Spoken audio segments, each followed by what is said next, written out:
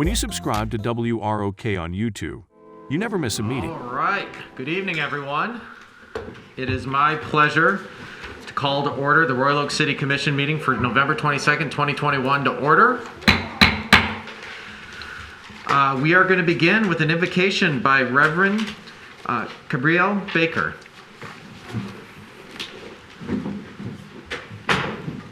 Yeah, please stand if you can.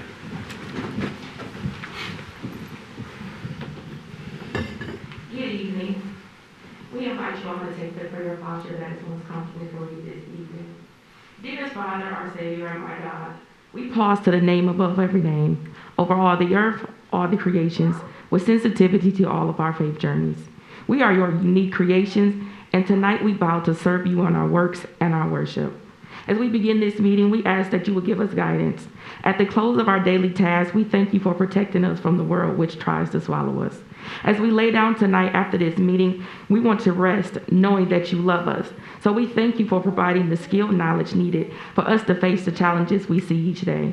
We ask you this evening in wisdom and in boldness for perseverance in our preparation to serve your community and families. We ask for your preservation in our identities as we endure the tension of transition. We ask for patience to humbly accept harmony and unity. Let us not be confined to our pride over what we see in the earth that needs our assistance. Lead us on the pace of grace, and as we impact the lives we have and our spheres of influence, may we be prepared to bring awareness of a greater purpose, affirmation of our good deeds, and advocacy to defend the silence. Always giving you glory and honor of the name of my Lord and Savior Jesus Christ. Amen. Amen. You may just sit. I pledge allegiance to the flag of the United States of America and to the republic for which it stands, one nation, under God, indivisible, with liberty and justice for all. Reverend Baker, excellent invocation. And I know we had a great relationship with Reverend Boyd, and we look forward to all the great things that we can do together here in this community. And so welcome and hello. An excellent job. All right, this brings us to item 4 on tonight's agenda, which is public comment. Is there anyone here? Oh, Ms. Schwanger.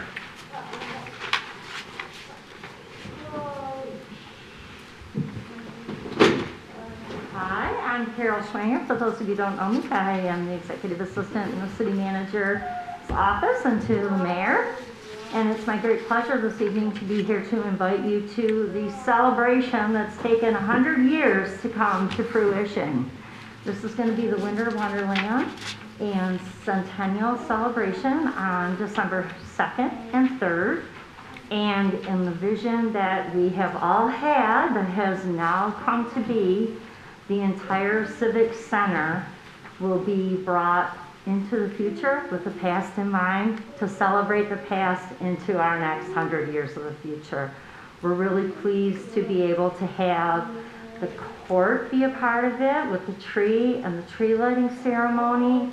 The farmers market will be a part of it as they come alive with live entertainment and Christmas shopping, holiday shopping. The library will be there for educational displays for the children, taking them back to 1921 and bringing them into 2021. City Hall will be transformed into a depot for carriage rides that will take you through the streets of Royal Oak around our new Centennial Commons Park. The park will have live entertainment and tours of the new Henry Ford building, which will take us into the new future of medicine. And City Hall itself, as it can, as the Reverend said, transition us from the past to the future, becomes a true civic center where we will have not only the depot for the horse and carriage rides, displays, but we will also have this as a movie theater. And finally, the police department will also be a part of this as it turns into Santa Claus's grotto. So we are pleased to invite all of you to our celebration, beginning, as I said, on Thursday, December 2nd with the tree lighting. The highlight of December 3rd will be the grand opening of Centennial Commons Park. The true jewel of this entire project is that park in the center of the city. And we're so excited about this event. It is just filled with family fun, community-based entertainment, and it is free. Everything we have for families is free. So we're really, really excited to invite you, the members of the Royal Oak public, Royal Oak residents, and employees of Royal Oak, and also just fans of our great city. Thank you, Ms. Schwanger, and we're very grateful for your work and the work that others have done putting together this event. It's a lot of work, a 1 in 100 year opportunity, and based on everything that you discussed, everything that we see in front of us, the brochure, you guys have really done an amazing job, and we can't wait to be part of and partake in such a great community event coming up here next week. Thank you from the bottom of our heart.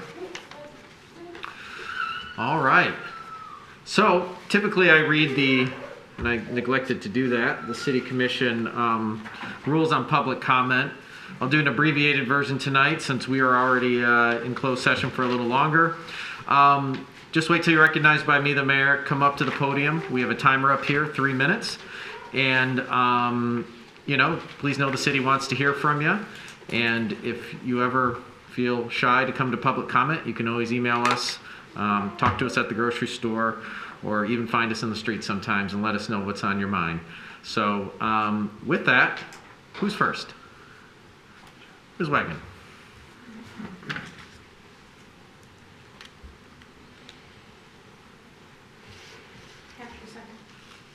Oh, that's right. Well, yeah, I wasn't sure how to handle that one. Okay. I thought tonight was a good time to make this public comment. So, in the months preceding the election, I received 22, and according to the post office, I should have gotten 23 of these cards for your candidacy. By my estimate, it's $150,000 to $200,000 that was spent on this, and 15 of them talk about improving senior services. Many of these same promises were made during the last 2 election cycles, and except for Commissioner Macy, along with Parks, WROK, and Senior Advisory Board, and Judy Davids, nothing's actually been done. For at least 4 years, I've been advocating on behalf of seniors trying to get you to improve communication to this diverse generation, especially those that aren't on the internet or are only on Facebook to check on their friends and family. For non-emergency notifications, we have Insight Magazine and the Senior Newsletter, but the pandemic should have highlighted the shortfalls when you need to communicate urgent and emergency information. Making robocalls from an outdated list of landlines didn't cut it. Reaching out to neighborhood associations that represent a small portion of the city and are mostly inactive also didn't cut it. So what's changed? Other than Facebook, during the recent power outage, how did you contact seniors and the disabled other than those in high-rises? And how did you warn seniors and the disabled who lived in the neighborhood where the Caracal cats escaped? And when warming centers and cooling centers are opened, how are you letting seniors and the disabled know? And when city facilities are closed or phone lines are down or voting boxes are moved, how are you notifying seniors and the disabled? Many cities have developed a list of seniors and the disabled who get regular wellness calls, but not Royal Oak. How are seniors notified that Farmers Market now accepts EBT cards, or that there's a delivery service for fresh fruits and vegetables sponsored by the Royal Oak Schools Foundation, which Kurt von Eberstein is here and he's done an excellent job. Civic Alert is a great idea for those that are aware and tech savvy, but has only been used 8 times in 3.5 years, and 6 of those were for snow emergencies. Those that are responsible for the various messages in Notify Me aren't maintaining it consistently. So you spent $150,000 to $200,000 of your campaign funds on direct mailing. So obviously, you value it as a means of communication. Please spend some of our tax dollars to send out a citywide letter so that you can establish a contact list for the seniors, senior caretakers, and the disabled. Ask them how they would like to be contacted, phone, text, or email. Ask them if they need wellness checks, assistance with transportation, would like to volunteer, are food insecure, or need other assistance. You don't need to wait another year for the Senior Task Force on Aging to tell you you need this. And as you are sworn in tonight, remember this time the promises you made. As I stated after the last election and the one before that, seniors are more than just bullet points on campaign literature. Please, please. All right, who's next? Anybody else? Going once? Going twice? Nobody here as far as this group of fine young academic achievers, I hope. All right, well, I guess we're going to close public session now. We're going to bring the discussion to this side of the table. And the next agenda item is the 50th City Commission farewell comments. And, you know, each of us here, although it's a new day, we see a lot of familiar faces. We had 2 appointees, however, that were elected in their own right this election, which was really remarkable. And we're grateful that they took the opportunity to step up and serve. They were part of the 50th Commission, and technically the 50th Commission is no more in a few minutes, so I suppose we could give some farewell comments, or just some comments on maybe some of our past experiences briefly in the last 2 years. Perhaps Commissioner Hunt, we can start with you. We'll start on this end of the table.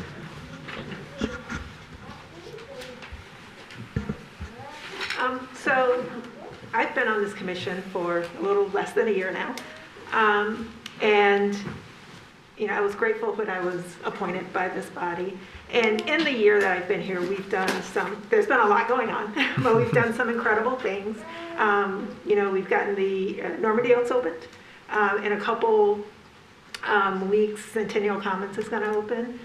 We've issued some policies that's going to greatly enhance the protection of our environment, and in turn will protect our citizens. And you know, our city has gone through some impactful transitions, and they're good transitions.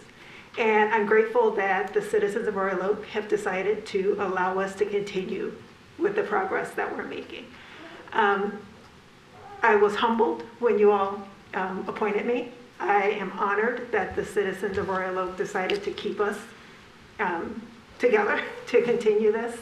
And I'm really looking forward to getting out there and continuing to work on behalf of the citizens in the 51st. Thank you, Commissioner Hunt. Commissioner Douglas. If you look back to back issues of the Royal Oak Daily Tribune from the era of the 1920s, and you look at, they print the whole city commission actions and agenda in the paper. The city commission met for hours and hours approving an unbelievable amount of growth for our city. They were approving bonds, they were approving establishing where roads were going to be, they were approving subdivision plats. They were installing sewers and other infrastructures. It was a time of tremendous growth for our city, for our country, really. And it was the precursor of a century of change. Royal Oak has always been a city of change. We are at a transportation nexus, and 696 made that even more prominent. And our residents have always embraced that change and loved that is the spirit, the pioneer spirit of our city. The last few years of our first century, as Commissioner Hunt pointed out, have been very busy. We built the building that we sit in right now, the police station nearby, the park that is coming up soon, Normandy Oaks Park. We have really transformed our civic center. And I think the place where we sit today is going to be the launching pad for an even more vibrant, welcoming, and prosperous future for the city of Royal Oak. Thank you, Commissioner Douglas. Commissioner Dubak? Oh. Yeah, well, you know, you're part of the 50th Commission. Oh, you want me to say something? I mean, "want" is a strong word. Just kidding. I guess just reflecting back on these last 2 years, like those that came before them, you know, we've accomplished some really important things for the city. And I think what's been different about these last 2 years is the work that was being talked about and planned and debated, 4, 6, and 8 years ago was actually finally coming to fruition in these last 2 years. And it's just been really exciting to be able to see, a concept, something that we knew was really important for our city go from concept to deliberation to execution, and now we've brought it into reality. And I think this 50th Commission and those that, several that came before it have been really powerful examples of what, good, thoughtful, representative, responsive government can do. Because doing things is hard. Like not doing things is actually pretty easy if you disrupt the apple cart. But we've done some things that have really, I think, benefited the quality of life in our city, and we see that by every conceivable metric. And everyone at this table has played an important role in that, no matter how long you've been up here.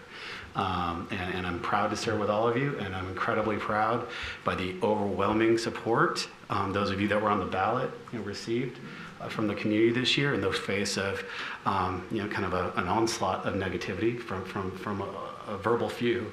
The city sees the results, the residents see the results, and those that don't, we still want to bring them along because they're going to benefit from it too. So I'm grateful for the opportunity to work with you all, and I'm very excited for the next 2 years. Commissioner Perush.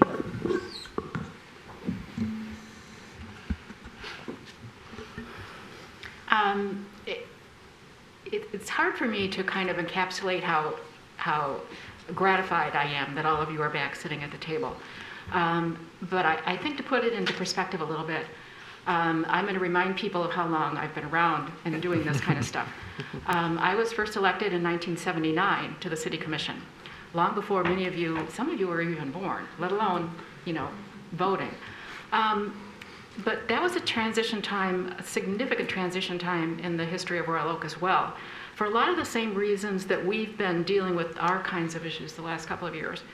That was a period of time, especially in regards to the downtown, when the malls had opened and all of the retail establishments that were very good and foundational in the downtown, like Montgomery wards and shoe stores and all those things that you came downtown to shop for, had all left for the malls. There are a lot of vacancies in downtown. The retail outlook was terrible. There are a lot of empty buildings. The Washington Square building, which was probably one of our oldest retail establishments, was really in bad shape. But it took not only elected officials, but also appointed officials, the community development director, the city manager, and then the elected officials that were elected at the time, a lot of courage to step forward and say, we are going to create a downtown development authority. And we were one of the earliest ones in the state to do that under the state legislation. We are going to provide low interest loans to businesses so that they can rehab some of those old buildings downtown. We are going to provide community block grant money to some businesses so that they can rejuvenate the businesses downtown. We're going to provide some architectural assistance. And all of those things at the time were very controversial because it was, why are you helping out private businesses? But it was necessary in order to rejuvenate the downtown and to build a foundation so that the downtown could continue to progress and not fall by the wayside and become irrelevant. I'll never forget how one city commissioner approaching these issues said, well, in terms of the downtown, why don't you just bulldoze the whole thing? Just, there's nothing there worthwhile keeping, so let's just get rid of it all and put something else in its place. Well, thankfully, he was the only one, at least at the table, who was thinking along those lines. But in the community, the investment in a downtown and investment in private businesses was significantly controversial. But I think back now that if we hadn't done it, I don't know where we would be. Certainly Royal Oak would not be in the position that it is now, because we will not have established a foundation. And the time that we've just been gone through the last couple of years in terms of taking the step to build a new city hall and build a new police station and support other businesses in the downtown, types of residential structures and so on, which is entirely different than what we've ever had down there, is moving Royal Oak forward again. So I view this as another transition time, another time when we're building foundations so that we can continue the strength that we have into the future. So I'm delighted that you're all back. I'm honored to sit here. I was appointed too when there was a vacancy. And I'm so pleased that you reached out to me 6 years ago, 7 years ago now, and said, why don't you come on back just for a year? You all said, it was just for a year, and here we are. But I'm very proud of the city. I'm very proud of all of you. You're a wonderful group of people to work with. I get up every day thanking God that you are in the positions that you are in and that I have the opportunity to work with all of you. So more good things to come, and welcome back. Thank you. Commissioner Macy. Okay, I'm going to be brief because my most honest critics are here in the audience tonight, and they'll let me know if I repeat anything that's already been said, so I'm going to try to say something new. What struck me when I was sworn into the 50th City Commission, well, I guess I wasn't, I was sworn in the 50th City Commission, was that it was the 50th, and that was a big number, and that was an interesting and a unique thing. But that's not what the City Commission will be remembered for. It will be remembered for the City Commission that took this city through a pandemic. That's what the really 100-year thing that's happening right now is. And I'm really impressed and proud of how this group up here worked together with some really challenging obstacles to get through, to get our city through, to get our residents through, to get our businesses through. And I think it's a testament to how well we've done, the fact that we're all sitting up here again, and we'll be sitting up here again in 10 minutes when we convene the 51st City Commission. So thank you to all of you, my colleagues. Also, thank you to all the voters for bringing us back here. Thank you to my family for keeping me honest. I look forward to all the good we're going to do. Commissioner Colo. Thank you, Mr. Mayor. It's really hard to go at the end of this group of people because you all are simply amazing, and the words that you say just can't be replicated. You've said all the amazing things I've done. The 50th City Commission, I was honored to be appointed to. And it was, as Commissioner May said, it's been a tough year. This last year, through 22 months now of COVID, has taken a toll on the city, and there's been many that we have lost in this 50th City Commission that the city as a whole has lost. But what we have done together as a community to come out of this is really what defines us. This city has rallied together. We came behind our neighbors. We did. Hi, Kenna. We came together to make sure that everyone was okay, and we're getting better. So as we start the 51st Commission, I thank the voters for continuing to let me serve you. I thank my beautiful family, even if the youngest one is doing her best to make a statement tonight. And I look forward to the next years together where we will continue to have compassion to our neighbors and strive to all work together to keep Royal Oak the great place that it is. Thank you. Thank you, Commissioner Colo.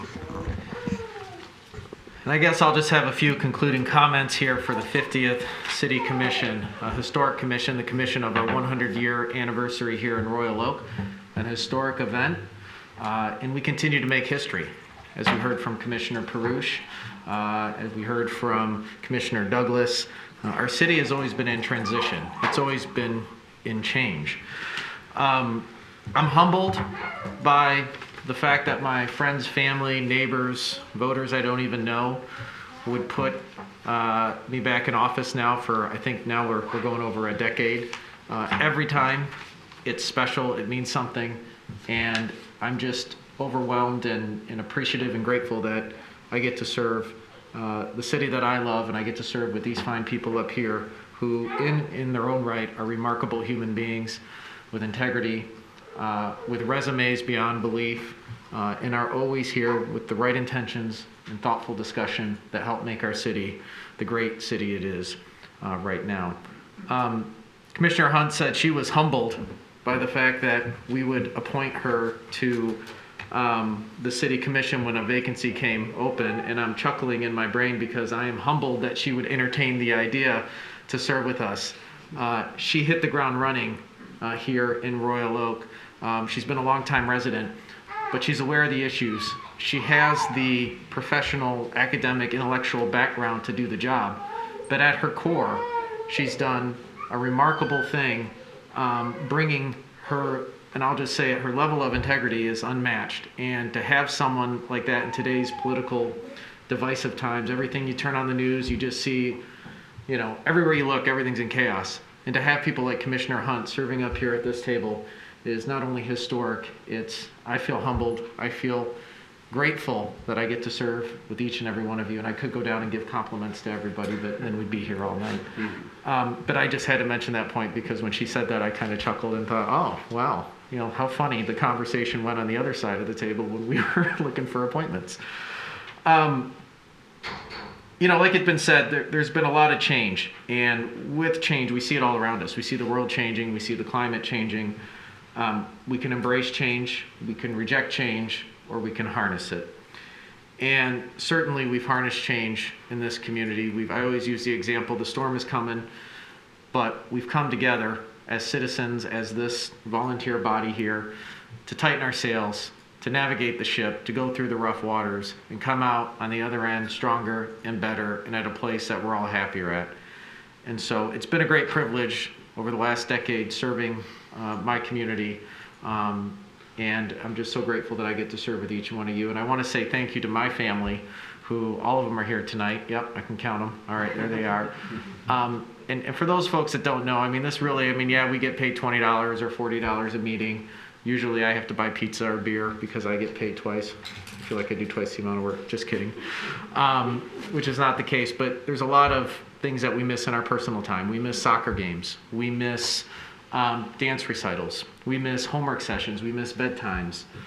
We miss dates with our spouses or our friends. We miss family time with our parents. And we have to balance things at work. And often things just don't work out, but we figure out how to do it. And there's a lot of stress that comes with it. And a big part of that, the people that are around us that support us. And I just want to say thank you to my family for your patience over the years and your sacrifice that you've made so we can continue making Royal Oak one of the best places to live. So thank you. And with that, we are going to close out the Royal Oak 50th City Commission. I'm going to adjourn it. So the Royal Oak 50th City Commission is adjourned. And now we are going to open up the 51st Royal Oak City Commission. And look at this. This is very lovely. This is 100 years old. This is the gavel that Mayor Dondero had for the first Royal Oak City Commission meeting. And so it is customary that we bring it out once a year and use it to, convene the next city commission. So it's kind of a cool thing. I feel a little awkward holding it, how gentle I have to be. I don't want to be the mayor that breaks it. So if you can't hear the gavel hit the wood here, that's because of my nervousness. I don't need the Historical Society coming after me after the meeting. But what an honor. 100 years. 100 years. What this gavel has seen, what this gavel will see, pretty remarkable. So it is my honor, my duty, and my pleasure to convene the 51st Royal Oak City Commission meeting to order. And yeah, let's have a good round of applause. And I think as part of this, before we actually call it to order, we probably should have been sworn in, right? I don't see that in the agenda. So we're going to get sworn in now that we've convened. So I see we have Judge Meineke here. We have Judge Wittenberg. Any particular order? Any comments, sirs? We serve at your pleasure. So let us know who would like to go first. Okay. Well, I think we should start with Commissioner Hunt.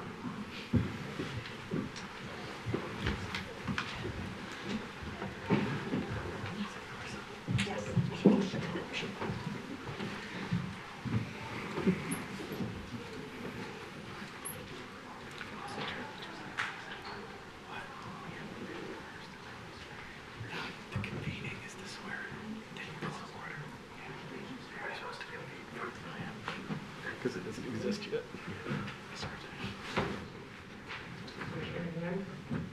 Repeat after me. I, Monica Hunt, do solemnly swear that I will support the Constitution of the United States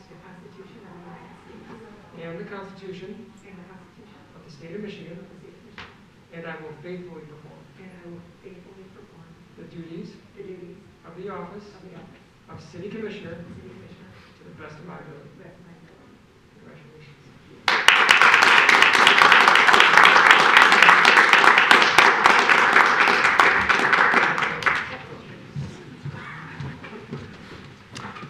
Commissioner Douglas.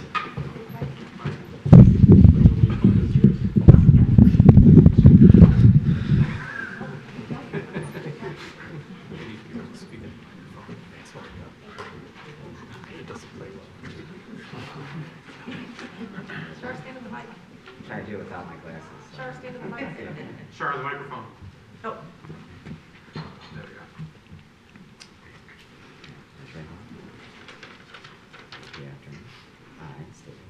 I, Charlene Douglas, Do solemnly swear do solemnly swear that I will support the Constitution of the United States that I will support the Constitution of the United States and the Constitution of the State of Michigan, and the Constitution of the State of Michigan, and will faithfully perform the duties of the office of City Commission for Royal Oak to the best of my ability. to the best of my ability. Congratulations. Thank you.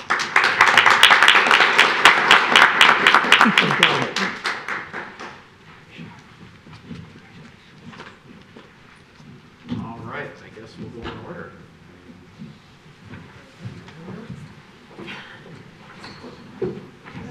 Yeah, that.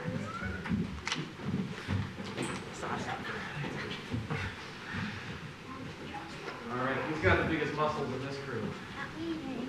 You do? That's probably true story. All right. Thank you, Darren. Oh, right hand. Oh, that's right. I'm ambidextrous. That's all right. All right. Please repeat after me. I, Michael Fournier, I, Michael Fournier, do solemnly swear do solemnly swear that I will support that I will support the Constitution of the United States the Constitution of the United States and the Constitution of the State of Michigan, and the Constitution of the State of Michigan, and I will faithfully perform and I will faithfully perform the duties the duties of the office of mayor of the office of mayor to the best of my to ability. the best of my ability. Congratulations. Thank you, John. Congratulations, guys. Oh, I You did great. Nice job. Congratulations. Oh, thank you. Appreciate you being here. Thank you, sweetheart. Thank you.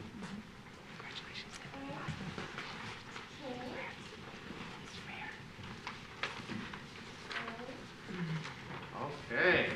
Commissioner Melanie Macy.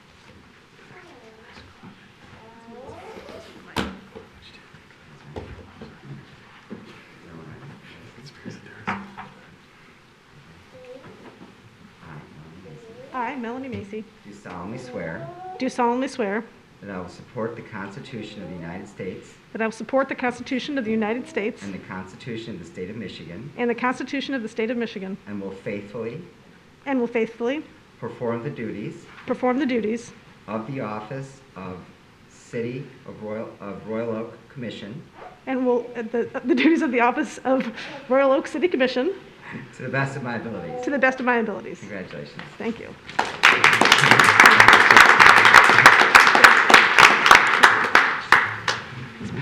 Congrats, congrats. And Commissioner Colville.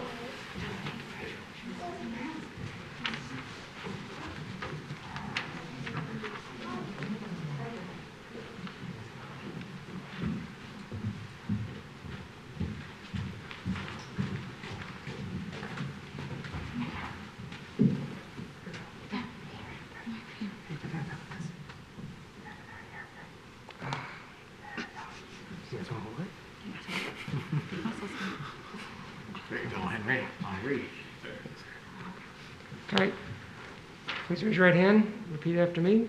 I, Brandon Cole, I, Brandon Colo, do solemnly swear do solemnly swear that I will support that I will support the Constitution of the United States the Constitution of the United States and the Constitution of the State of Michigan, and the Constitution of the State of Michigan, and I will faithfully perform and I faithfully perform the duties of the office the duties of the office of City Commissioner of City Commissioner to the best of my ability. to the best of my ability. Congratulations. Thank you, sir. Congratulations. Nice job, Henry. Great.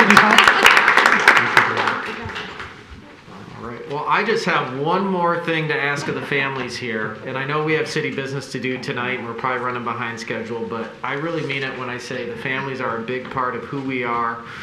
They're a big part of, they're our closest advisors, and they certainly sacrifice their time and our presence often.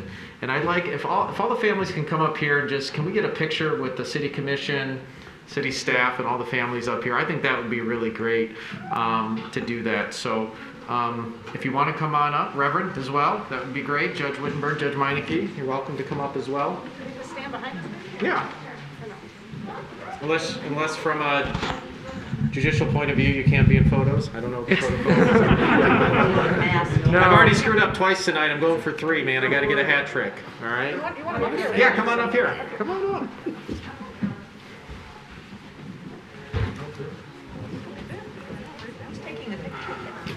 Do you have someone designated to take the picture? Kurt. One word will do it. Yeah. Carol.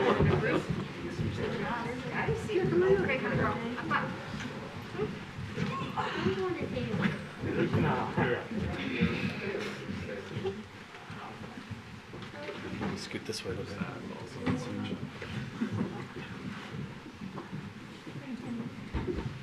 Good. Okay, which chair are we looking at, guys? I'm smiling.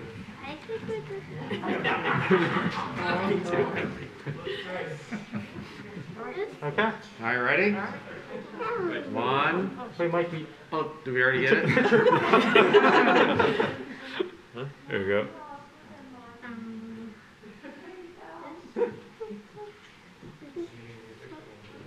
All right. All right, thanks everyone. Good job, guys. Bye. Because you rear the mayor's so higher. Yes.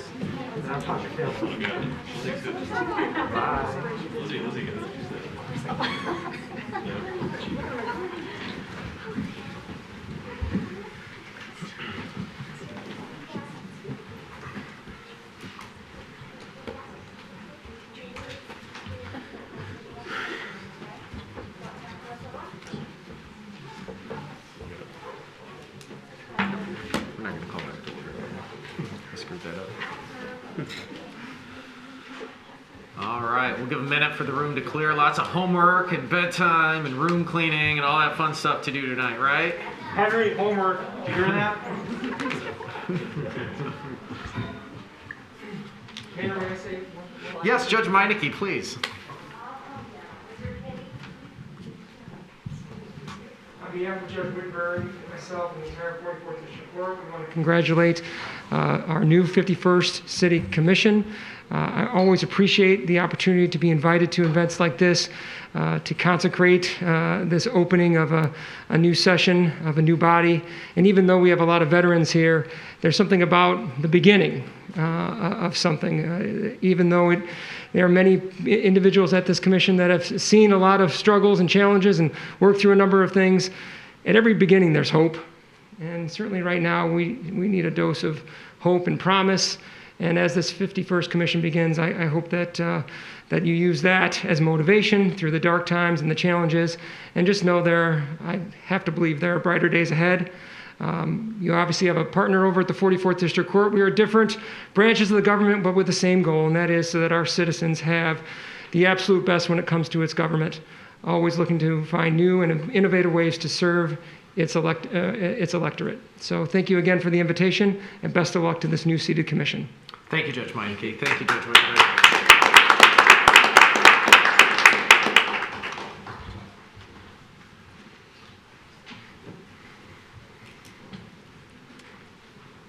All right.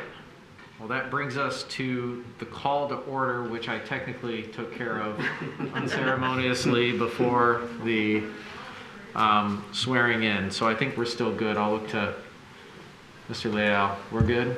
We're fine. All right, good. But I got one more screw up tonight to get a hat trick, so let's get ready for it.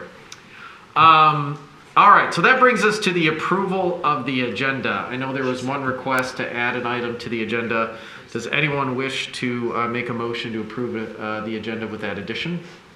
Commissioner Prush? I'll move approval of the agenda with the additional item as suggested by the city manager. Okay, we have a motion by Commissioner Prush. Is there a second? Second by Commissioner Macy. All right, discussion? All right, with none, I'll call for the vote. All those in favor say aye. Aye. Those opposed? Motion passes. All right, we have an agenda. All right, this brings us to the consent agenda. Does anyone wish to pull anything off the consent agenda? It's a new commission, I'm good. Okay, all right, okay, good.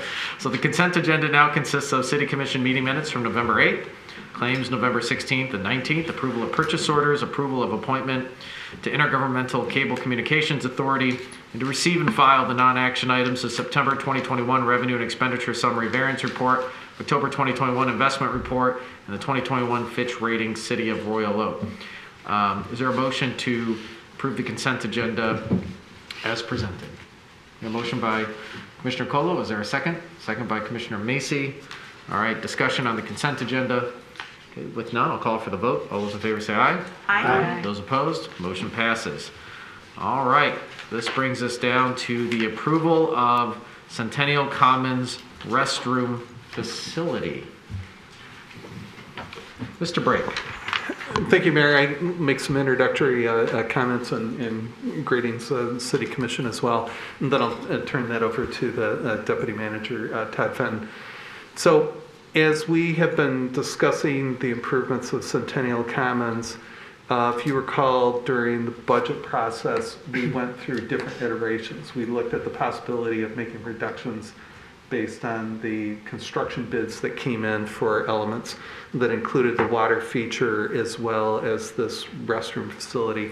From my understanding from the downtown task force, that the restroom facility has always been a desired amenity. When the bids came in back in March, that was contemplated that the costs were much higher. We're revisiting this issue for certain reasons. As the contractor is finishing up with this contract amendment, that we have an opportunity that what's known as the fixed costs that are associated with building a building, which is mobilization costs. The contractor is out there right now. This bid is less than the one that we received when we bid this out. Nevertheless, it is an expensive building. The problem is that associated with those fixed costs, you have the same fixed costs if you're building a 10 by 10 or a 100 by 100 building. So keep that in mind, that the costs associated with this, because I'm sure we equate this to building a residential structure, which is not a fair comparison. There's an opportunity that if we enter into this agreement, that we can have this building completed by April. And so when we do have the warmer weather in spring, that will be fully operational. We can contemplate different changes. We could bid this out again. We could forego this. The issue that you get into that by bidding this out, unfortunately, construction costs are going up considerably. And the opportunity, in our professional view, that it won't be as less expensive comparatively than it is right now. Coupled that with the fact that the operational end of things, Mr. Fenton and I were talking about the time frame, and you know, if we put together a bid specification, put that out to bid in January, award the bid, and honestly, you're looking at midsummer construction, which will shut down a portion of the park.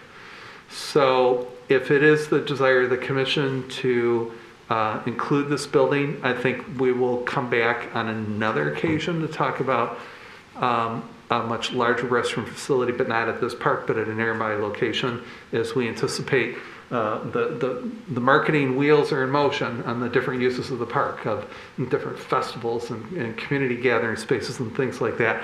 And when we fully utilize the park and what the demand is, a small little restroom facility will not meet those needs. This is really it's a complement to the water feature that provides some respite, if you will, for young families that have children that otherwise there are no other public bathrooms. So basically it would push the public out into any of the buildings that surround in the Civic Center area. But I want to make those introductory comments that this is a good opportunity, but if you so choose to delay this, that again, I'm sensitive and I understand that this is an expensive structure, but it's keep in mind those fixed costs that are associated with this, regardless of the size, if it's a 10 by 10 or if it's a 100 by 100 building that's associated with that. But if it can, I'll defer if there's additional comments that the Deputy City Manager Fenton would like to add to the discussion for your consideration. The only additional comment that I would make, and thank you for that, Mr. Brake. In March, we were cutting costs because the budget certainly couldn't float the entire park as it was designed. There's a little bit more information now as we sit here in November of 2020. One, ARPA did not exist at the time. We have preliminary approval from Guidehouse that this would be an ARPA eligible expense. Second, as we're beginning to close out the project, and that's actually how this spurred this conversation with Colasani O'Brien, with them being off site in the next couple of months, and we'll have a skeleton crew doing punch list work on the park. We're looking at probably about $400,000 all in coming back to the city from the project. We've done a really good job managing it. That money could also be used to pay for both proposals that are being presented to you tonight. Again, as Mr. Brake had said, the third option is to postpone this and rebid it at a different time. It will be very difficult getting competitive pricing on a 100 square foot facility versus if you were to combine these with other public improvements. So I would probably recommend that course, but this is really a policy decision for the City Commission to direct city staff on. Any questions? Mr. Bruce. For either one of you, can you explain in a little bit more detail the issue about why the fixed costs are the same regardless of the size of the building? What are those fixed costs and why don't they expand exponentially with a larger building? I would probably put it a little bit different, where you have certain costs that are automatically going to result in sticker shot on the square foot price to build. If you look at the proposal from the first one to the second one, even though the second one is more expensive in terms of what does this cost, per square foot it's less. So as your buildings get larger, your square foot per cost build goes down. And so I think Mr. Brake was getting at the sticker shock of when you've got everyone mobilized for 100 square feet versus the second building, which is over 200 square feet, even though those are both expensive, per square costs do go down. And if you look at the park as a totality, and you could make this argument about the splash pad or the water feature, that's over $500 a square foot. The park's a little bit unique element. All in, the park is about $56 a square foot. Adding the restroom in adds about $4 a square foot to the total cost of the park. It's really how do you want to carve up these numbers if you want to get into direct line item by line item with the trades that have reported, although as I had mentioned to one commissioner earlier, this is not an opportunity for us to be able to line item veto, let's say we don't like earthwork and let's rebid that. This is, all of these trades are leaving the site. They've said this is what it will take for us to stay here for 3 months. We'll start pre-construction in 2 weeks. Actual shovel in the ground on this facility in January and an opening in April. We can give you that price consistency. When you give you the consistency of when this facility will be open. The danger of pushing this further into the summer is that what a lot of people would say is the jewel of this, the water feature, will not be open. It'll be adjacent to a construction site at that point, the bathroom, and it wouldn't be safe to open it until the restroom facility is complete as well. Okay. Yeah, that helps. Thank you. Commissioner Macy? Like Mr. Fenton was looking at me when he said, you can't have your water feature if you don't give me this bathroom. Which, I mean, it's persuasive to me. I really want this bathroom. I really want everything to be up and running next summer, so I'm going to vote for this. But I do have some questions, which have now been partially addressed by both of you. about how high the numbers are, and I have the same question that Commissioner Perush does. It seems like, you know, the carpentry and the masonry, like that would actually go up if it were a full, you know, larger build than this. But that aside, I mean, I guess I want to ask Mr. Brake specifically, like when we first looked at this and ended up excluding it from the plan, one of your thoughts was, we don't want just a single bathroom in this park. Let's rethink it and come up with another plan. So how did we what's the path that got us back to, okay, we're going to do a single restroom in the park? The downside of that in the grand scheme of things, depending on what your perception is, when you're walking through the park, it seems like a large amount of land. But when you place a building like this, it becomes a more of a central focus, which it really shouldn't be. Because from my understanding, and Mayor Pro Tem Perush could correct me if I'm wrong, I don't believe that was in the initial design, the MKSK. It came out afterwards, but I could be stating this wrong. So I struggle with that. In this instance, it's a much larger bathroom than what you normally, so it's a family bathroom. So when you start configuring in, you know, should it be, you know, more of a multi-purpose, then you start getting into a large building, and that's the first thing you see when you come into the park. My suggestion to you is that the bathroom facility really is a complementary feature to the splash pad. To any sort of activity in the park, it's woefully inadequate. Okay. You're going to have to bring in, you know, porta restrooms, and that's where I would suggest that, and we've talked specific before, there is what I've been told anyways, is that there's underground facilities that would be adjacent to the farmers market. So that structure could be open at different times, and you could right size that to accommodate, you know, a crowd of how many thousands that might be visiting here. So I struggle with that along the way, and I've mentioned to you before coming here, I was involved in a park project that was similar size. Land area was about double this, and was involved in overseeing the construction of a restroom facility, but it was a different arrangement, and the building's pretty large that's at that particular park. So going back to the spirit of the original intent here, to provide that accommodation, you know, it's not all bad. Keep in mind the original building that was bid out, so it was this time last year, and when you contemplated the bids in March, it was actually a much larger building, and it had a storage feature to it. So the actual bathroom was much smaller. It was a 7 by 7, and here we're talking a minimum of 10 by 10.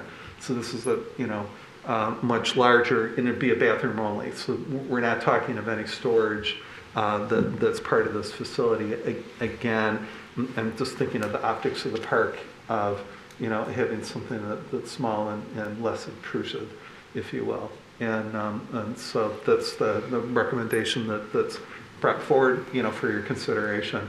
But I would contend to you that we really should be looking at and have a conversation about public restrooms, because there's no public restrooms in the downtown area. So that's something I can tell you. Communities that are much smaller, that are much more tourist or visitor oriented, have those type of facilities, and so we're sorely lacking in that regard. And I think when we talk about that building, the square footage will be very reasonable. It'll come down to where we're accustomed to. But admittedly, this is an expensive commercial building, and there's just no way around it. So, if I may also, and I may have glossed over this, but the original bid on the MKSK was not actually a guaranteed maximum price bid, whereas this is. So there may be some escalations in some part there. That's the contractor who's taking the risk if this goes over this stated cost. It's my belief, after talking with the contractor and talking with Plant Moran Crest, so we do believe this bathroom will come in under both ceilings that we're proposing to you, and those funds go directly back to the city. But It's quite possible with the MKSK bid that we had, which was more, that the project itself still could have ended up more due to there hadn't been a shovel in the ground. We didn't know what the conditions were on site yet. Quick follow-up is, so I understand what you're saying, we've got everybody on site now, this is a better deal than if we had to call them all back later. However, I think we all know the construction prices right now are through the roof, nationally, globally. So I just wonder if that's partially reflected in this as well. And again, I'm not suggesting that I'm not going to vote for this today. I think the library director would be after me because the library has a very vested interest in not having wet children walking in and out of their lobby all the time. But is there some facet of that in this, that this, because of the time we're in right now, that it's maybe more expensive than it would be? Absolutely, and this has been going on since 2019 when we stopped work on the Royal Oak Police Station.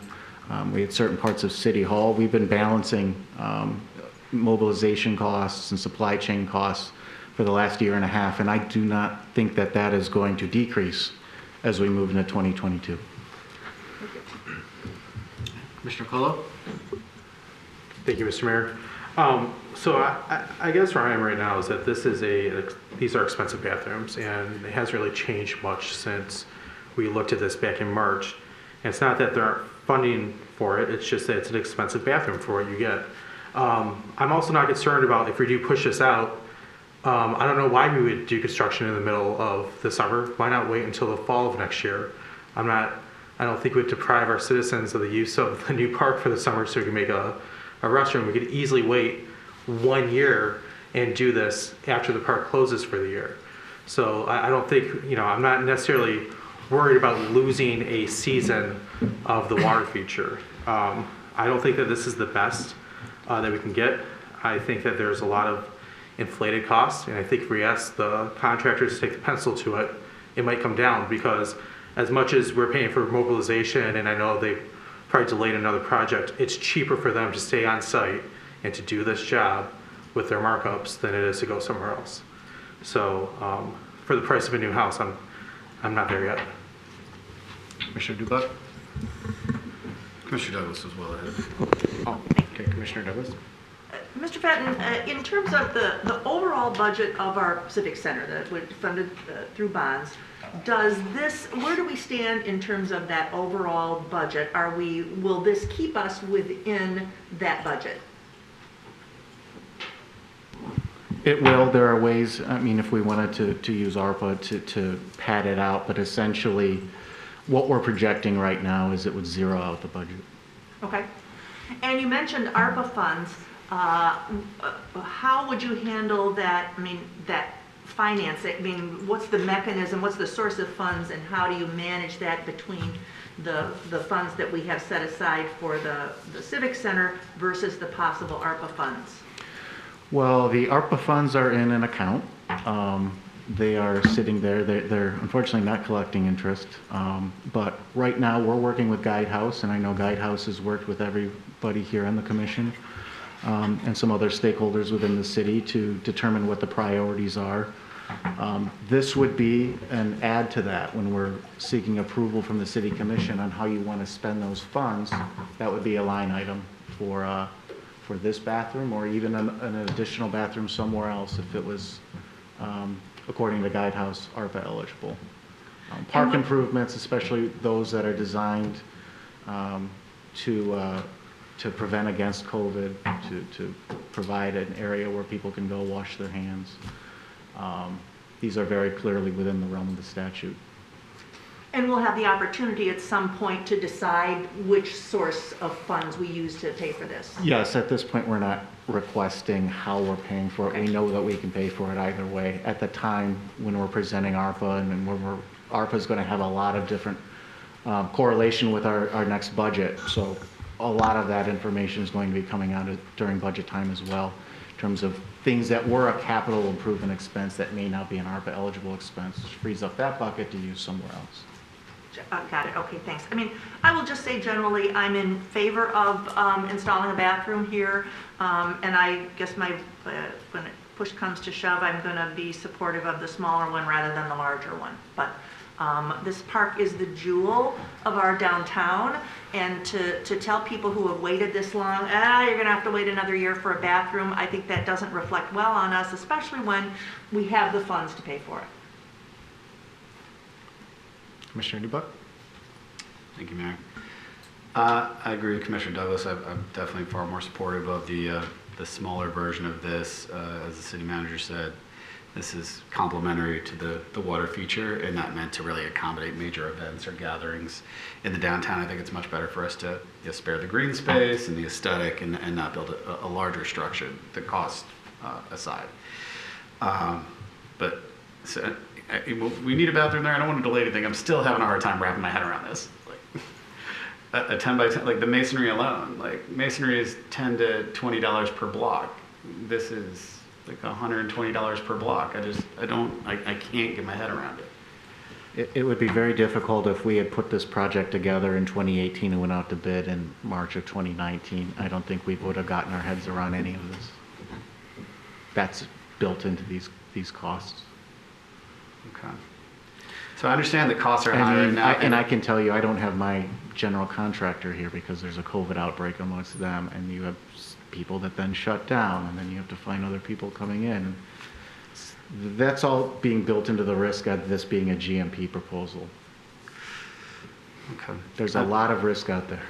I understand there's worker shortages and there's hyper demand, and that's only going to grow with the infrastructure bill money coming and then the money coming behind that. So it's definitely not going to get cheaper. I understand, but I didn't realize like this is where we're at right now. This is We're at like 800% very similar over to what market was 4 years we ago. were. What's that? You saw where we were in March, and Right. we were able to get it to come down because of the existing crews that we have here. I think if we were to publicly bid this, these numbers would probably be 5 to 10% higher than what you're looking at right now. And that's what I've been advised from Plant Moran and Cresto as well. I trust that assessment. I'm not willing to roll the dice on it. I'm not willing to delay the bathroom. I do think we should go with the smaller one. One more thing. Below our contingency, and forgive me if someone already said this, the general conditions. Right. What is that? You know, contingency and general conditions are in the event that there's something underneath that area or something doesn't set right, that's not in there, that would be, really, it's not money that we want to spend, but it's there in the event that there is something unforeseen under the letter of the contract that we have with the trades. Okay. So it's an insurance policy, really. We get into very long, creative discussions about whether a change order is warranted or not.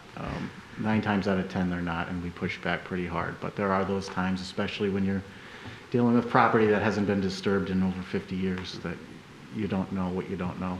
But the space where we're putting the bathroom has been prepared for us to put it there, we correct? have put in we extended sewer and water lines, but we have not prepped the site at all. And in fact, if you were to say we don't want to build a bathroom here, the next step would be, well, what do we want to do there to cap it, to make sure that the site, that the park doesn't look like there's a big gaping 200 square foot hole in there. You want to try to make it work in harmony with the rest of that park. So that would be our next step. I'd be calling my GC going, okay, we're not moving forward now. We need to come up with a plan B to make this look great for the residents of the city.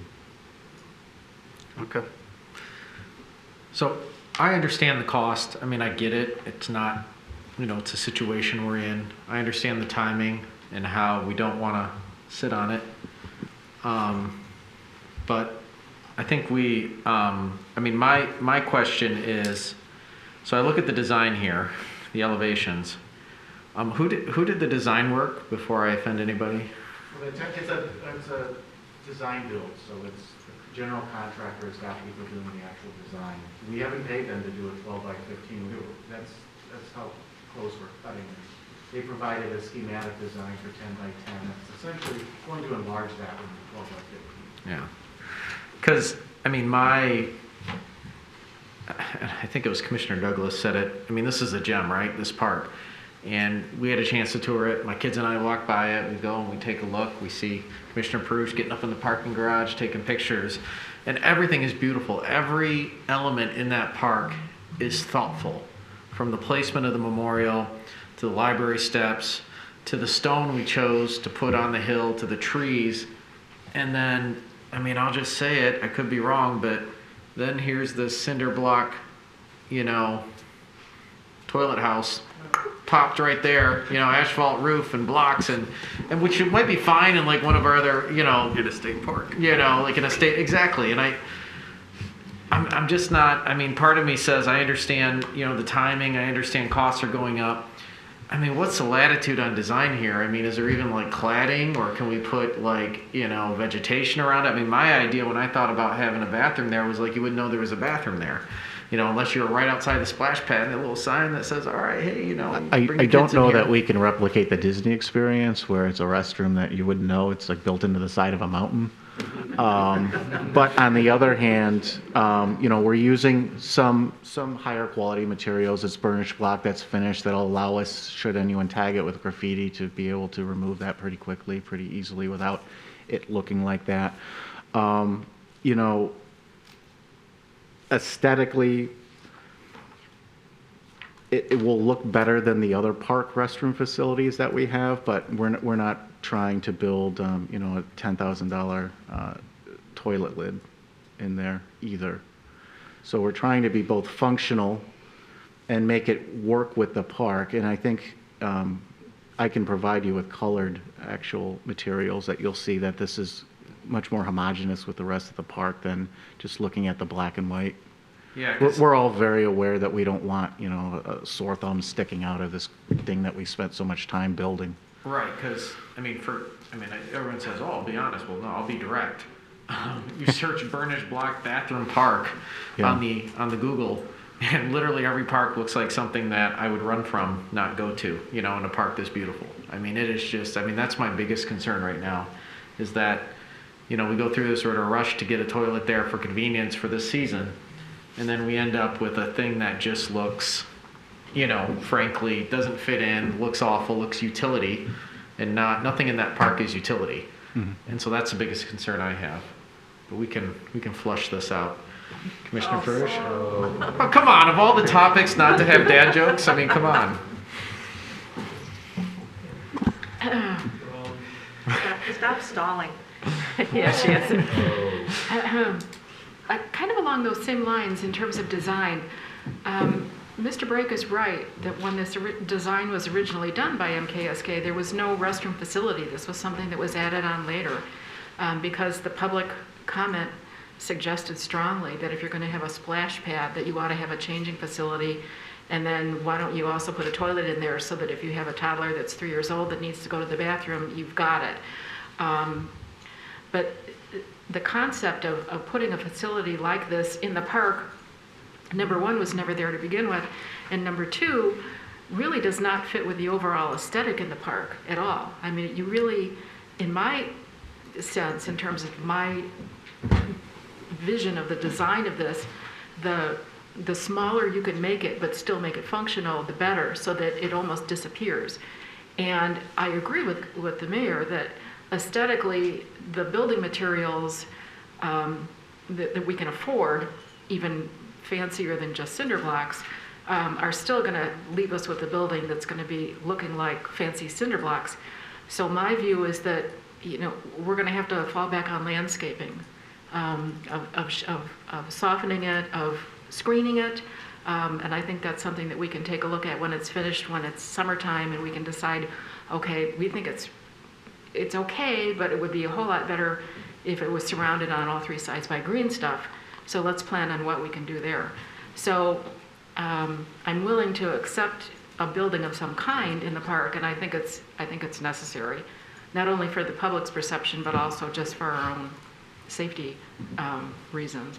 But I think we also need to look at, once it's up, some real significant screening around so that it doesn't look like this cinder block building that really doesn't belong there, because it really does not fit with the overall aesthetic of the park. It really doesn't. So I think just bury it with bushes as much as we can once it's up. So that's my view. And I really don't think we need more than 10 by 10. I think you need just a facility where somebody can duck in and change, you know, a kid, or, you know, and that's big enough too, even for a family group. It's not like it's, you know, a house bathroom where you all cram in. It's 10 by 10 is pretty good size. So, and I don't think we need the porch. I think we just put up a 10 by 10 and surround it with bushes. Commissioner Cole? You know, with all this talk about the aesthetic look of this, and it seems to be willingness to spend some money on it, quite frankly, the original design is better than what we have here. The original design cost $295. So if you're going, you know, that's in the middle of these two bids too. So not to come back full circle, but that's what was meant and designed and drawn by MKSK to go into this park. That might be something to consider also here tonight. You know, I'm still not sold on the cost. I'm not quite clear it's in the contingency still. That's a lot of that sound like general conditions rather than contingency. But I think if we're going to start debating about materials and stuff, there's maybe a look back at the original plans. Commissioner Hunt? Just a question for, I understand that the urgency of this is to get the foundation in before the end of the season, before everyone, you know, moves out. Is there the possibility of doing that, deciding on a size, putting the foundation in, and figuring out the aesthetics at a later date? Is that a possibility? I think it is a possibility. I'm not going to say 100%. I think if you were just looking for direction to put a slab down, we could direct our general contractor to put a 10 by 10 slab down. And there wouldn't be any structure above that. All the trade bids that you have in terms of the other work, those would all be null and void. We would just be telling them to do the earthwork to put the slab on, and that's it. But yes, we could do that as an option. Understood, thank you. Well, and going down that line of questioning, I'll just say, you know, the base isn't going to change.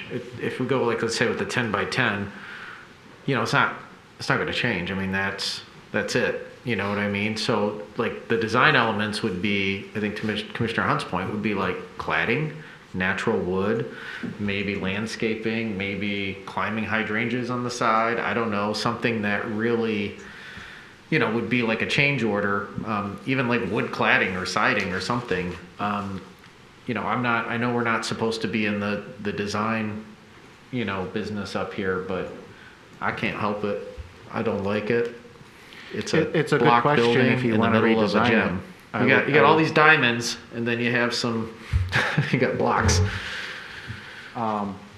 You have the option to redesign it and take it back to bid.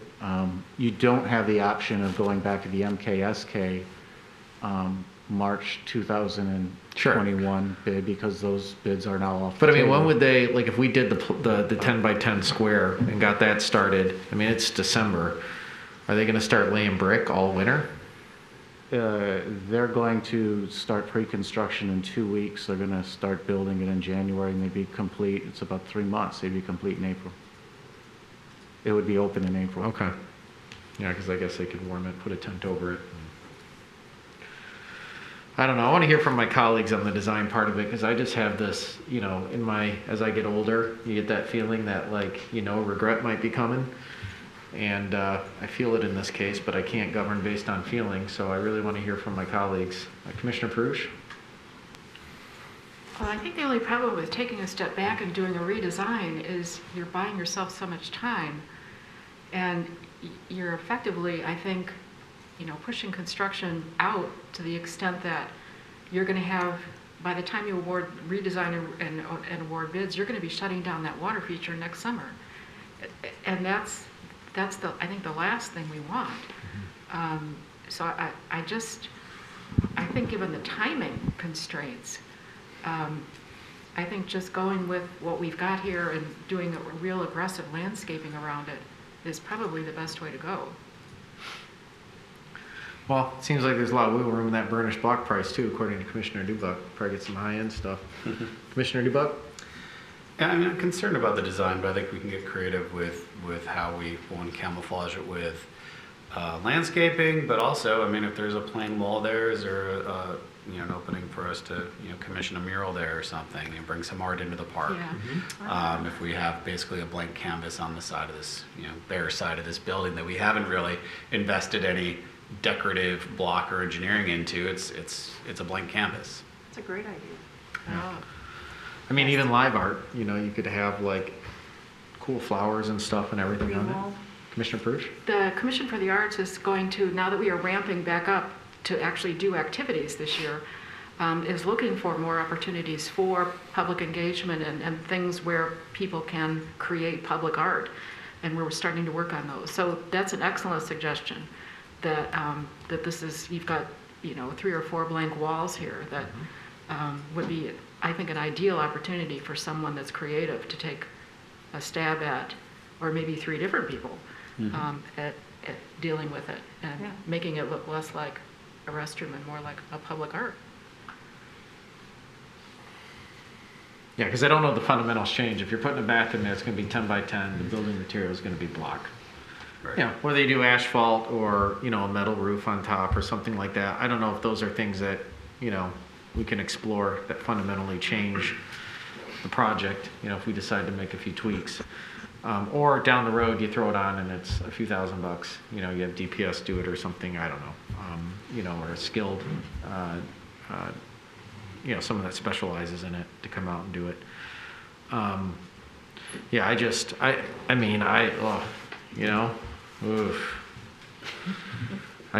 got that feeling that we're gonna, I know it, I know we should do it, I know we don't wanna wait on it, I know it's expensive, but nothing changes the fact that it's gonna be a 10 by 10 washroom made out of brick. And you could argue about the gable, that's fine, I don't really care too much about that.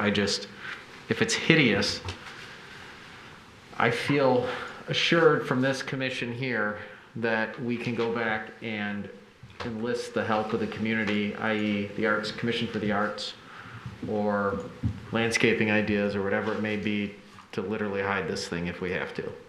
And if you guys are okay with that, then maybe I can sleep a little bit better. But gosh darn it, when this thing goes up, I'm going to freak out. I know it, but it's fine. Commissioner Colo. While this seems to be headed down a road towards happening, I guess I want to make one pitch quickly for the 12 by 15. I think of this as taking my 2 kids there, who everyone saw tonight how restless they are and how all over the place they are bouncing around when they're wet. A small restroom that has a turning radius designed for a wheelchair, there's not a lot of space in there. So if we're going to do this and move ahead with this design and this idea, I'd rather have a little bit more space on the inside so that we have areas to accommodate a family of 2 young kids. So I would personally lean more, although I don't like the cost and I don't like it, but I lean more towards the 12 by 15. Commissioner Newbuck? I maintain the 10 by 10 is the best value. The extra square footage there I don't think really increases the quality of the experience. It's just a functional building. It's a functional space either way. And I think the loss to the rest of the park, like the bigger we make that footprint, isn't worth it. So regardless of the dollar, the extra dollars we have to put in the building aside, I think the loss to the park is not necessarily worth it. I have 3 kids. If I have to take them in one at a time, then we'll do that, or just deal with them in a small space. As to the mayor's suggestion, I'm not saying we wait to see that it's ugly. I'm saying that as part of this, we start working on a plan to ensure that there is landscaping and or a partnership with the Commission for the Arts to ensure that we already have a plan in place as to how we are going to beautify this and make it work in the context of the park, not just wait to be terribly disappointed, but to actually already have something that we're working on. So to say, here's your canvas, go ahead. Right. Okay. That makes me feel better. Commissioner Douglas? Yeah, Mayor, I'm going to make a motion that the City Commission authorize staff to proceed with Proposal 1 and issue a purchase order in the amount of $232,511. A motion by Commissioner Douglas. Is there a second? Second by Commissioner Prush. Discussion. All right. Commissioner Colo. Commissioner DuBuck, do you want to amend that to include your provisions that work starts on art and landscaping for this? Direct staff.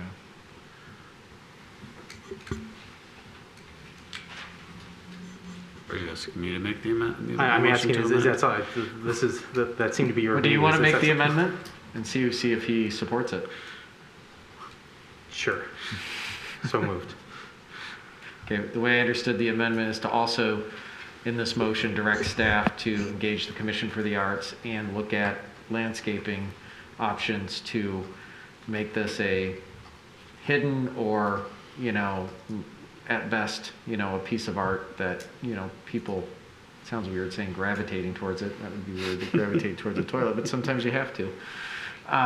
So that's the way I understand the motion, correct? Okay, is there a second? Second by Commissioner DuBuck. Okay, any discussion on the amendment to the motion? Commissioner Douglas? I don't disagree. I like the idea. I just don't think it's part of this particular technical decision. I think you're weighting down a clear decision with something that I think we can instruct staff to do separately. So as I say, I don't disagree, but I will vote against the amendment. Commissioner Prush?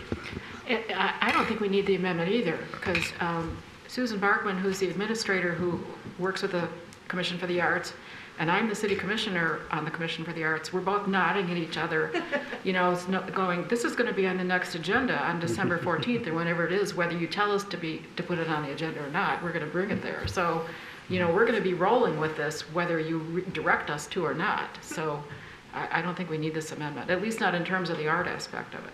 Landscaping, I think we wait until it's up and see what kind of landscaping is appropriate.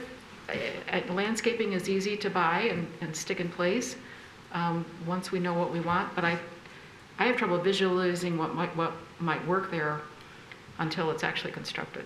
So I'm going to vote against this because I think we need to wait. I'll just add, I think probably inevitably that might be the call, is to wait, but at least the ideas are starting to get on the table.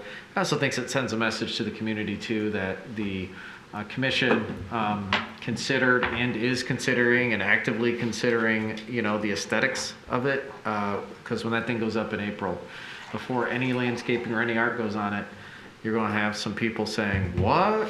And then we go back and say, well, the motion is to build the structure, get the park open, and it's a work in process the rest of the year. And so I don't think it hurts to do that. So that's kind of my position on it. All right. Any discussion? I'll call for the vote. All those in favor say aye. Aye. Those opposed? I'm sorry. Wait, no. That was in the amendment. You just I'm said sorry. voting against. I was drinking and You were drinking? yeah, you rushed me into it. Okay. So their ayes, raise your hand. It's on the amendment? The noes, yeah, on the amendment. The noes, raise your hand. Wait. You're no. Oh, the nose? Yeah. Okay, so the amendment passes. Now we have a motion with the amendment. Hey, it's our first time. It's our, guys, don't be hard on yourself. It's our first time, okay? Are you back to the old gavel yet? I am. I actually can't open up the box again, so I didn't want to get in trouble for breaking the box. Lock back up. Now we're at the original motion as amended. Any discussion on it? All right, with none, I'll call for the vote. All those in favor say aye. Aye. Those opposed? Motion passes. All right, nice work, crew. All right, enough potty talk. Let's move on to item 12, organizational issues. All right, the approval of the 2022 City Commission meeting schedule. Ms. Schwanger, anything to add on this one? I know you work hard coordinating all this. Always a lot of stuff going on. It looks pretty much simple to the cadence. Everything's explained. You guys have any questions for Ms. Schwanger or any decisions to move some things around? I see a head nod. Go with Commissioner Macy and then Commissioner Prush. I was just going to move approval.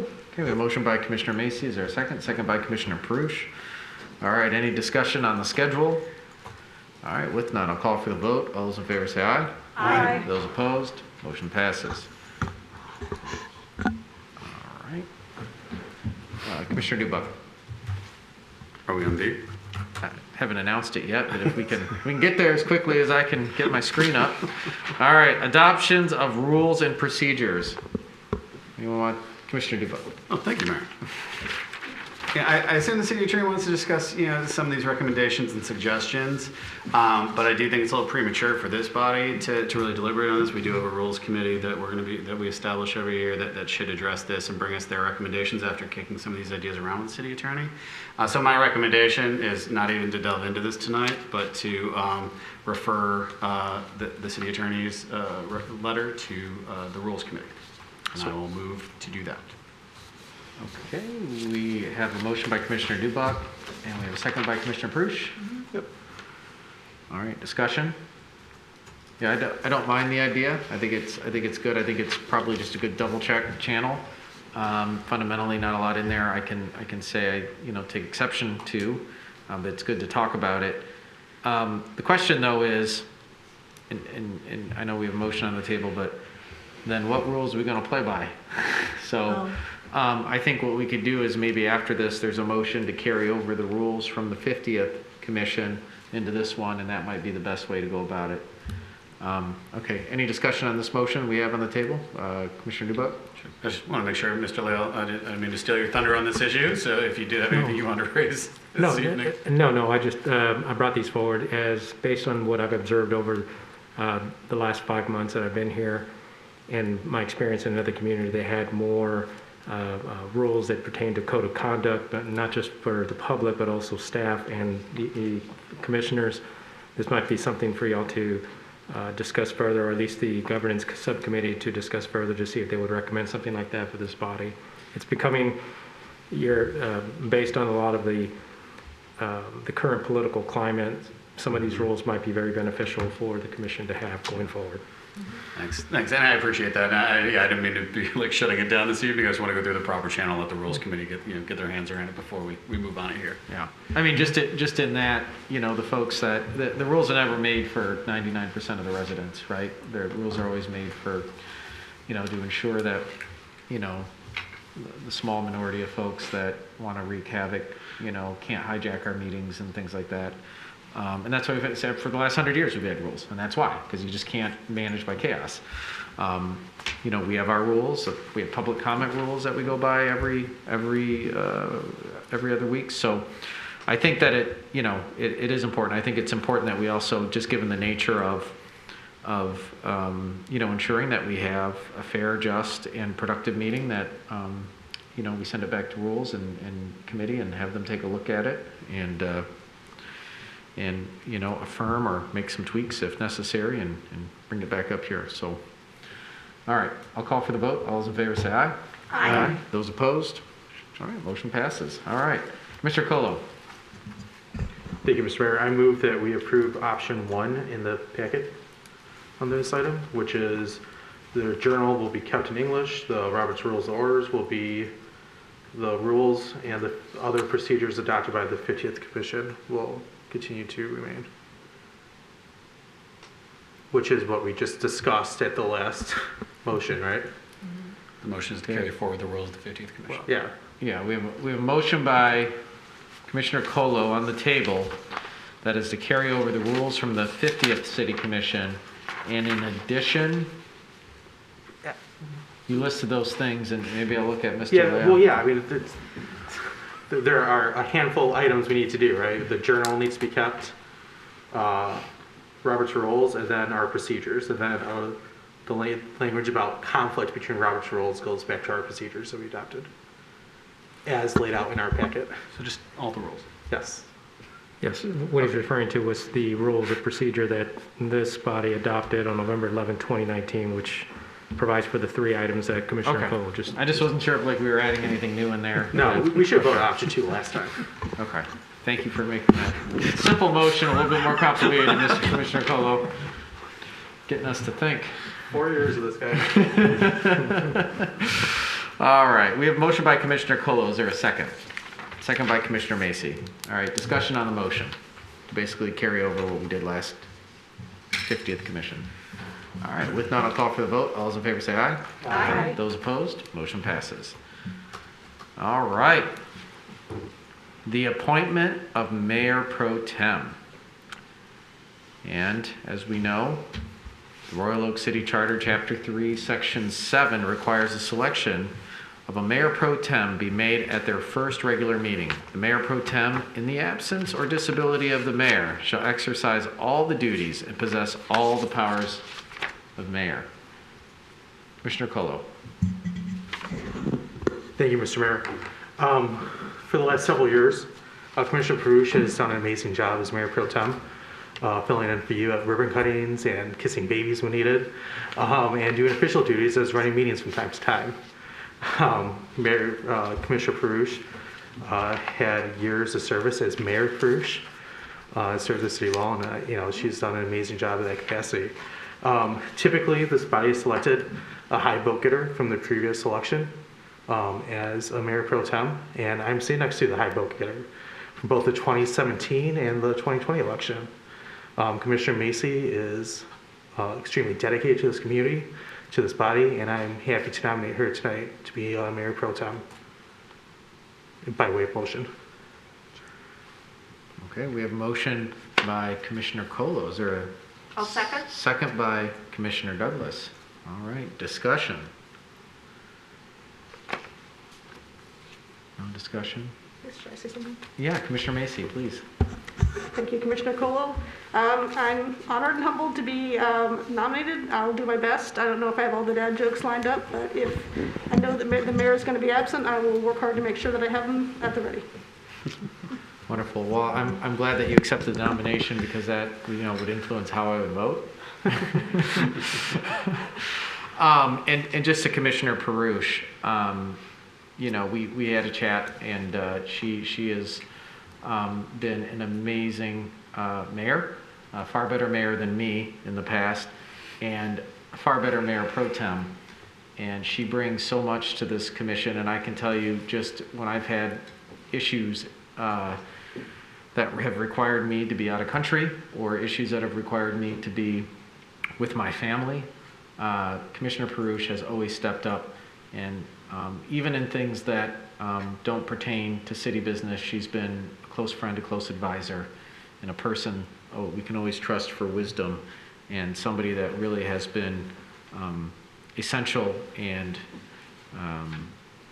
quite critical to the progress and success we've made as a city and as individuals. And Commissioner Perush, I just want to thank you for your service as Mayor Pro Tem.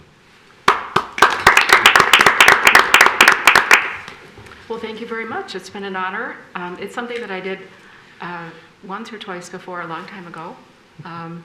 It's something that the opportunity to sit in that chair and run a meeting doesn't happen very often. Thankfully, because usually it happens in times of emergency and you don't want those things to happen. But it is an honor to serve it, and I've been very fortunate and honored to do it. I think Commissioner Macy will do an excellent job. She has earned the right to sit as Mayor Pro Tem. She, as Commissioner Colo said, was the highest vote getter, so clearly the citizens of Royal Oak have a great deal of confidence in her, and so I think we all do too. So I'm honored to support this nomination and look forward to serving with her as Mayor Pro Tem. Wonderful. All right, any other comments? All right, well, I'll call for the vote.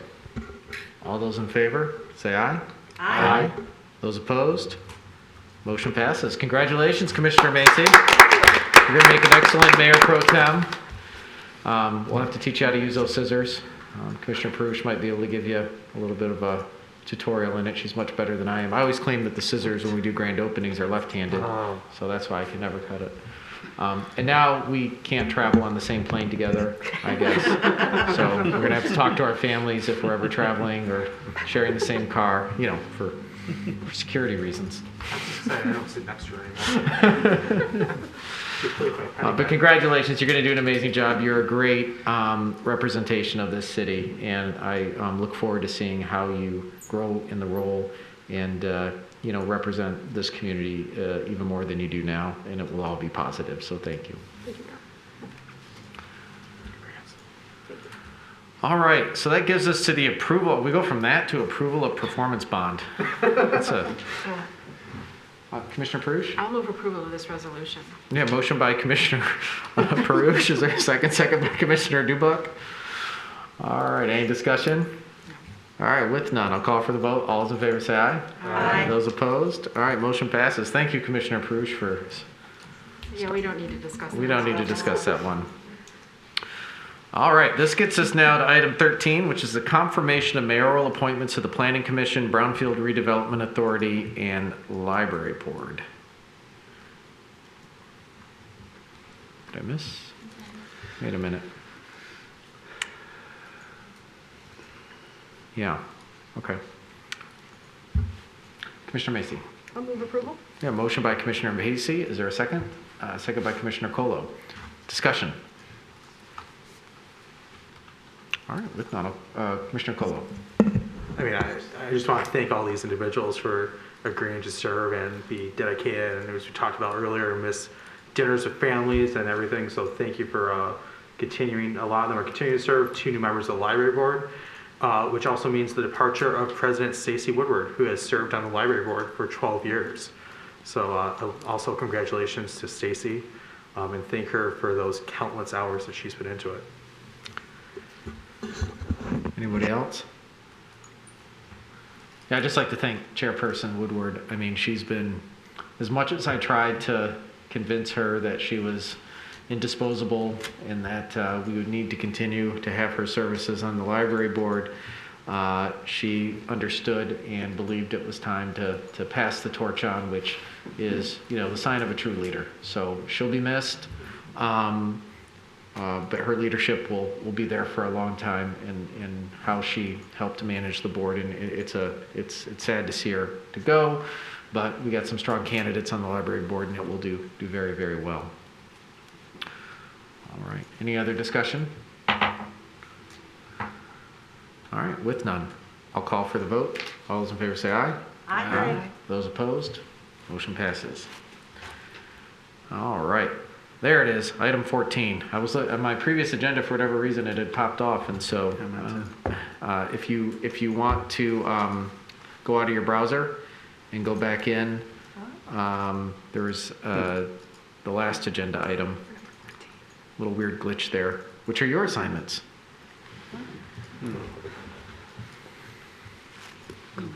And I appreciate Ms. Schwanger pulling this together over the weekend. Grateful you did that.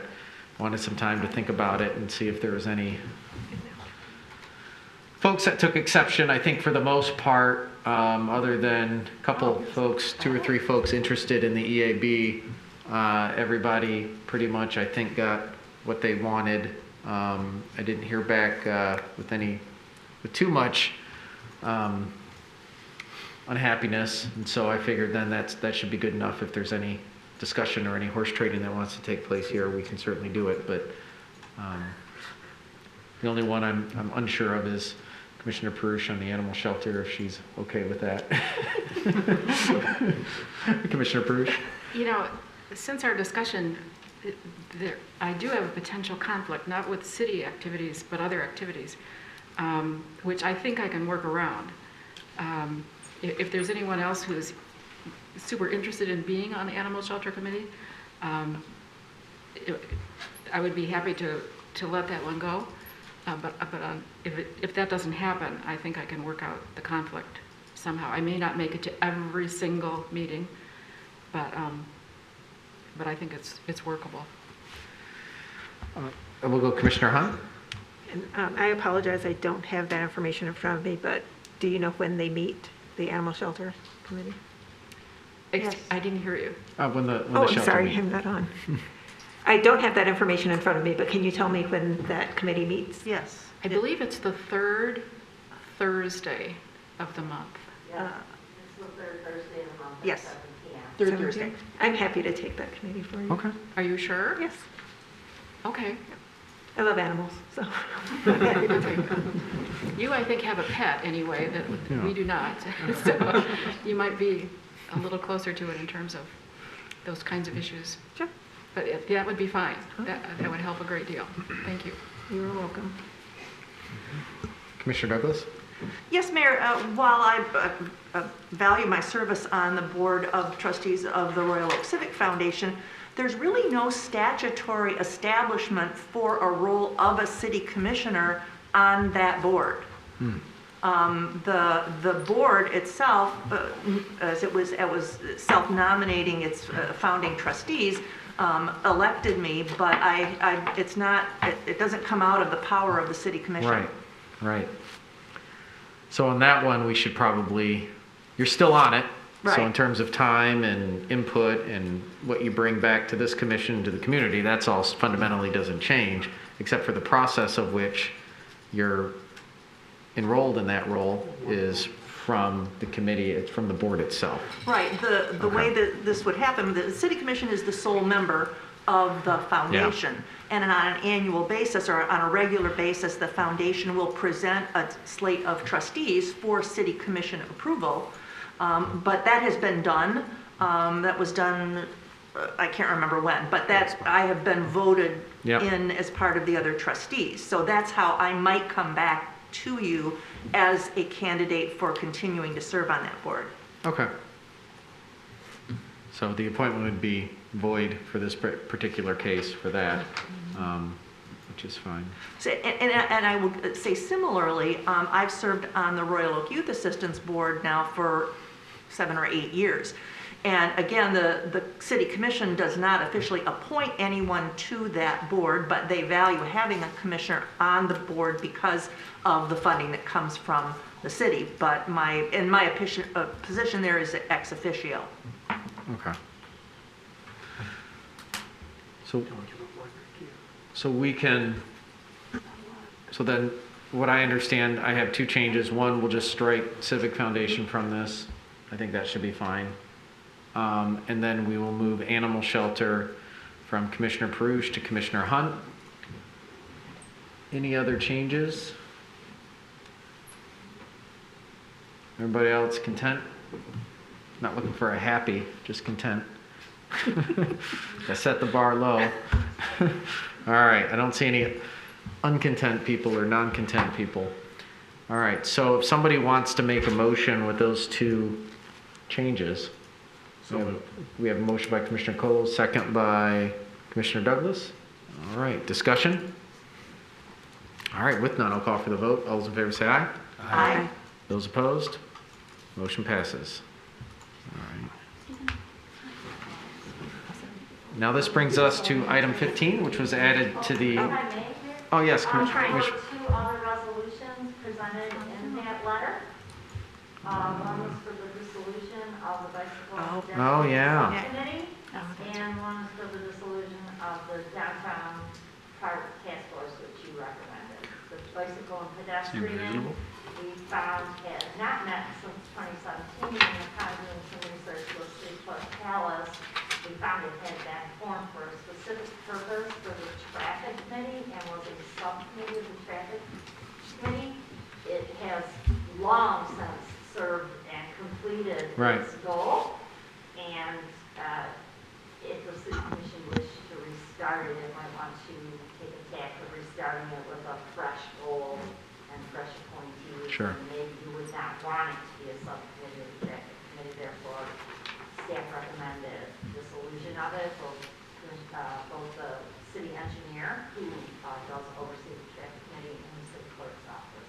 You want to restate that she's talking about Task Force, the mayor recommended that, and obviously that is successfully going to complete its mission on December 3rd when we cut that big ribbon.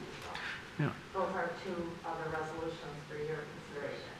No, thank you, Ms. Schwinger. I think the way we set up that motion was a little loose, so we probably should. That was me, because I just said, oh, here's a letter with those 2 changes. But you're right, calling that out and ensuring that some of these committees that should be retired by now. I think the pedestrian and bicycle safety one can actually do well when we start to talk about our master plan and things of that nature, non-motorized plan and how all that fits in. So we'll have some fresh information to figure out what we need to do moving forward with that. So if someone wants to make a motion to acknowledge the Downtown Task Force and the Pedestrian Bicycle Safety Committee can be dissolved, we can move forward with that. Commissioner Douglas? Yes, I think we can roll this all into one motion to dissolve the Bicycle and Pedestrian Subcommittee and the Downtown Park Task Force, and I would move that. Okay, we have a motion by Commissioner Douglas, second by Commissioner Perush. Discussion? Mr. Mayor. Commissioner Colo. I just have a question. You know, I'm fine getting rid of these two, although I would like to see the bicycle task force come back in some iteration at some point, because I do think it's a important discussion of our non-motorized plans.